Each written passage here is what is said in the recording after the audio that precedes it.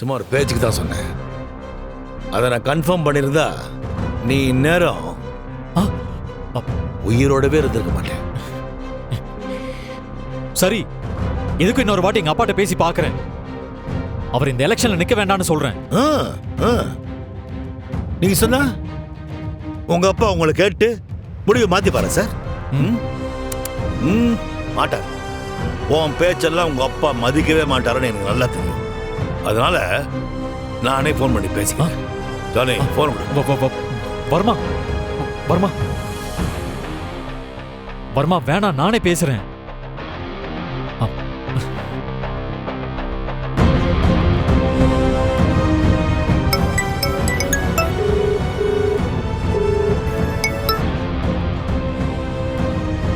என்னடா உன் daddy phone எடுக்க மாட்டேங்கிறது?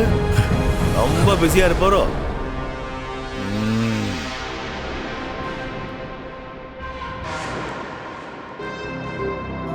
அம்மாவை யாராவது பார்த்து அடையாளம் கண்டுபிடிச்சிருவாங்களோன்னு பதட்டமாவும் இருந்துச்சு. இன்னொரு பக்கம் அம்மாவுக்கு பழைய ஞாபகம் வர ஆரம்பிச்சிருச்சுன்னு சந்தோஷமாவும் இருந்துச்சு. அதனாலதான் அம்மா சீக்கிரமா குணமாயிடுவாங்கன்னு எனக்கு இன்னும் கான்ஃபிடென்ட் அதிகமாச்சு.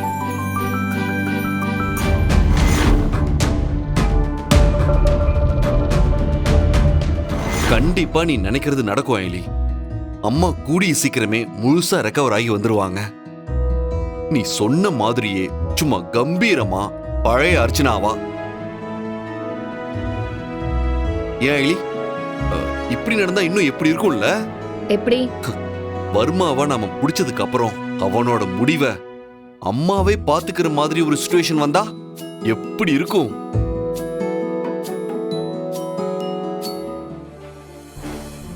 நீங்க சொல்றத கேட்கும்போது கண்டிப்பா எனக்கு இது நடக்கும்னு தோணுது சிவா. யாரால என் அம்மா இப்படி ஆனாங்களோ அந்த வர்மாவை இவங்க கையாலேயே சுட்டு கொல்லணும்.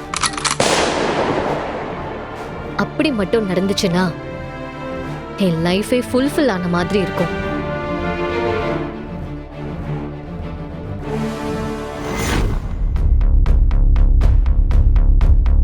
அத்தை, போன் இந்த லொகேஷன்ல தான் ரொம்ப நேரமா இருக்கு. நம்ம போய் பார்க்கலாமா? சரி வாங்க.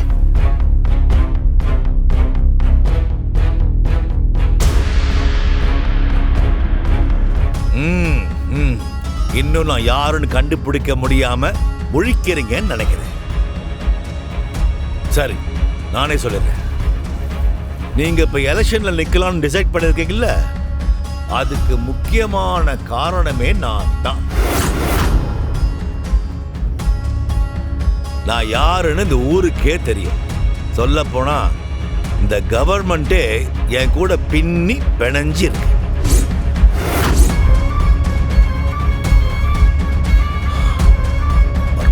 யா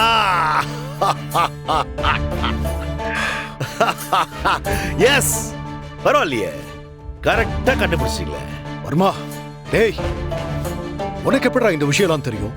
உங்க கேள்வியிலேயே அந்த ஆன்சர் இருக்கு. நான் வர்மா. நான் நினைச்சா தெரிஞ்சுக்க முடியாத விஷயம் எதுவுமே இல்ல. ஏய், உனக்கு என்னடா பிரச்சனை? எனக்கு உங்களால நிறைய பிரச்சனை. அதெல்லாம் நான் 1 by 1 சொல்றேன். ஆனா இப்போ கரண்ட்ல இருக்கிற பிரச்சனை நீங்க எலெக்ஷன்ல நிக்கிறதா எடுத்திருக்கிற முடிவு தான். அதனால எனக்கு நிறைய பிரச்சனை வரும். சோ நீங்க என்ன பண்றீங்க?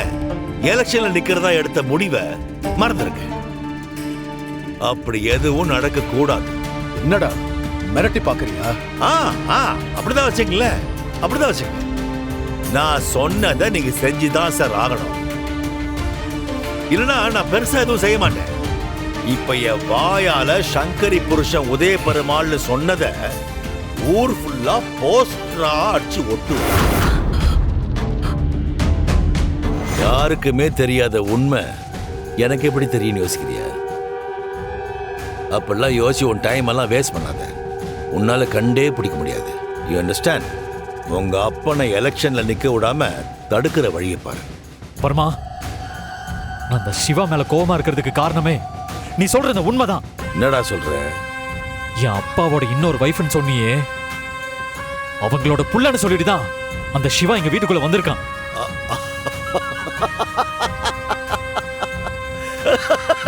வர்மா, சிரிக்காத வர்மா.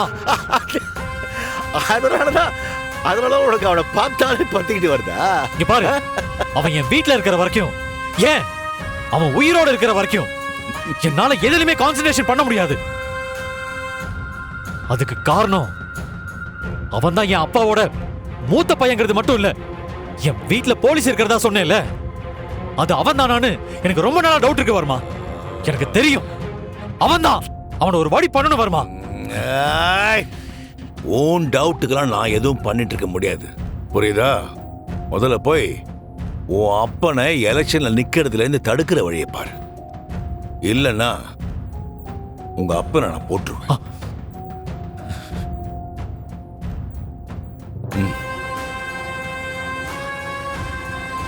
ரொம்ப நாள் ஆச்சு யூஸ் பண்ணி. இதோட நெக்ஸ்ட் புல்லட் அவருக்கு தான்.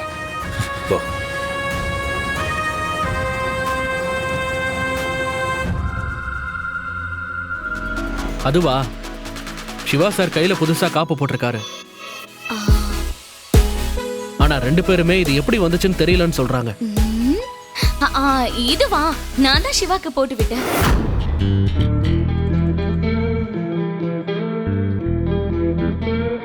அப்போ நான் நினைச்சதுதான் சரி. என்ன ரேஷ்மா சொல்ற? நீ எப்படி எனக்கு இதை போட்டு விட்ட? சிவா, உன் பர்த்டேக்கு நான் கேக் கட் பண்ணிட்டு அப்படியே போயிட்டேன். ஆனா உனக்கு எதுவுமே கிஃப்ட் வாங்கி தரலையேன்னு என் மனசு ஒரு மாதிரி உறுத்துக்கிட்டே இருந்துச்சா, அதான் இந்த காப்பை வாங்கி உனக்கு பிரசன்ட் பண்ணலான்னு உன் வீட்டுக்கு வந்தேன்.